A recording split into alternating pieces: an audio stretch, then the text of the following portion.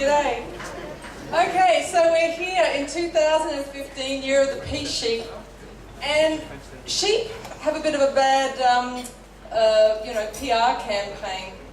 In China, people actually take birth control so they don't give birth to a child in year of the peace sheep, because people consider sheep followers rather than leaders. But sheep know something that we don't. They know how to get along. Yeah? So our lesson this year is how to get along with each other. How can we live with each other? And of course, when we focus on the lesson being peace, what do we attract? The opposite. So this year, we're going to be challenged with some conflict. We're going to be challenged with the sort of things that really stir up and question whether or not we can maintain our inner peace. Oh, jeez. Oh my goodness. Okay, so we've got to look first of all at our group dynamics. We have power struggles in relationships, so we avoid trying to be the black sheep by pointing out the faults in the other person. And this is kind of like, you're the dirty rascal and I'm the king of the castle. It's the blame game. And we get this in pretty much every relationship. I'm losing my, there we go. So the lesson is, for us to get along, we have to see our opposite as our divine teacher, as our mirror, instead of scapegoating them as the black sheep. Because what happens when we reject them? We reject them so many times that eventually we convince ourselves that we really are better than them, and we ditch them completely. So it's time to get naked. Not physically naked, but emotionally and mentally naked. Yeah, it's time to get really transparent, because if we don't, we try to avoid feeling our own shame by pointing out what we find, horrible in ourselves and the other person. And to do that, we need a practice.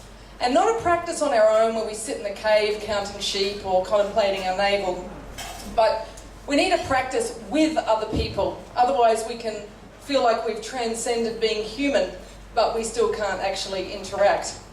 So we're here to fulfill our divine potential. And to do that, we need to learn how to spiral upwards by looking at nature as the teacher. Otherwise we will tear each other down by spiraling down in entropy and in destruction. And you can see nature grows in circles. We've got a mushroom ring here, trees grow in circles, and when we think about a wind, when is it at its most powerful? When it is spiraling in a hurricane. So too, we need to learn how to face each other, how to sit in a circle, because a circle is where we practice being transparent, vulnerable, and we learn to share power, rather than in a hierarchical structure trying to be top dog. So when women sit in circle, they grow sisterhood because they see themselves mirrored in each other. And in that, they awaken compassion. Otherwise, women compete. They try to be the perfect woman, the perfect wife. We've got these beautiful Stepford wives behind me. But it's kind of like, I'm the fairest one of all, which is pretty tragic. So when women admit that they cycle together with the moon and they see themselves as connected, they're not going to put each other down. So too, when men sit in circle, they have a container where they can admit that sometimes they can't keep it all together, that they're not, invincible. And when men have a place to do that, they don't end up with pent-up frustration, which they end up taking out as conflict on themselves or on those that they love. And we see men often will suppress their pain with substances. And if it's not a substance, it might be work, it might be sex, but basically not dealing with the issues, sweeping it under the carpet. And we are here to fulfill the whirling rainbow prophecy. That's all colours, all creeds living together in harmony. And we can only do that if we remember that ultimately we are the one consciousness, and it is time for us to behave like that. Because sometimes life will turn to shit. It is inevitable.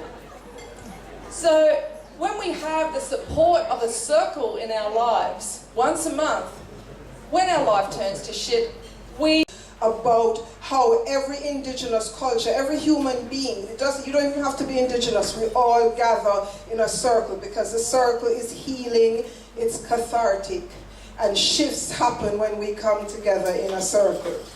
So in the words of Bob Marley, Rastafari is not a culture, Rastafari is a reality. And we are living that reality in the Aquarian age that we find ourselves now. So, to conclude, I say, Jah, Jah, Jah, and Jah means victory. Namaste. Thank you.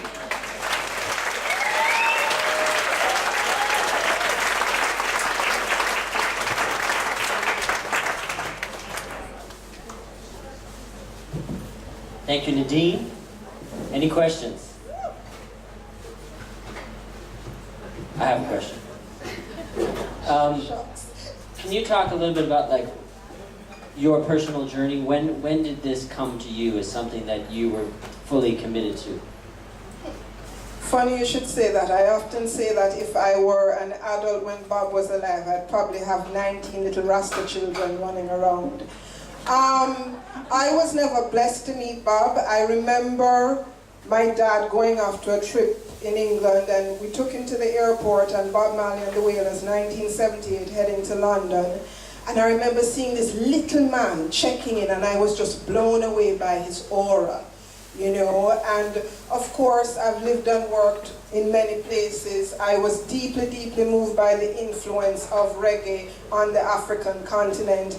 And if we pause and think about it, just about every uprising, revolution that has happened in the world, reggae has been at the seat of that. I am a dancer in disguise, that's a whole other story.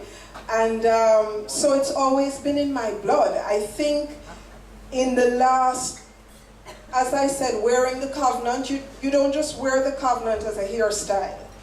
Some people do.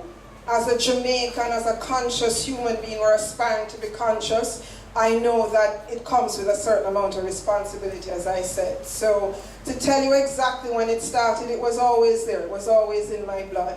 As the hair came in, as my practice developed, as I saw the integration between yoga and Rasta, the interest just developed. And it's an interesting time in Jamaica at the moment where for a very long time we fought against Rasta. Now we're embracing Rasta because, as we know, the visionaries are always ahead of their time.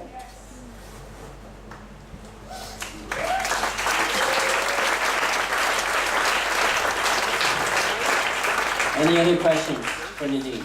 Yeah.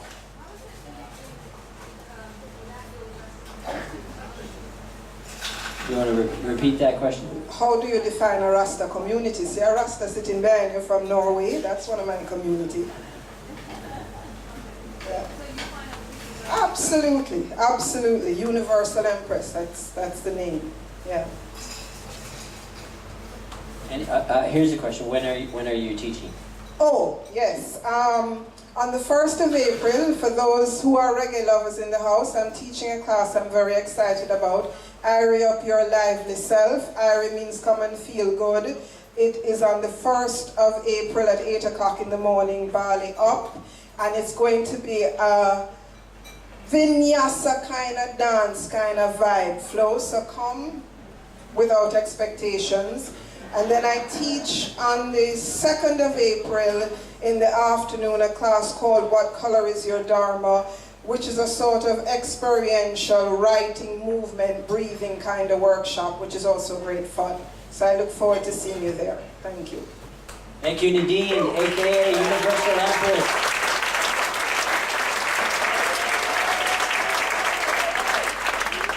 A few quick announcements about events that are coming up at Betelnut.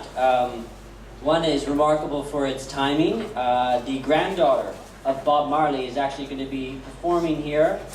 She'll be performing, she'll be showing a documentary, and also doing a presentation on the 2nd of April. That's Denisa. And on the 18th of April here at Betelnut is Cosmic Comedy, which is a popular event that happens here periodically. So that's the 18th of April. Okay, our final presenter of the night is Dan Bales.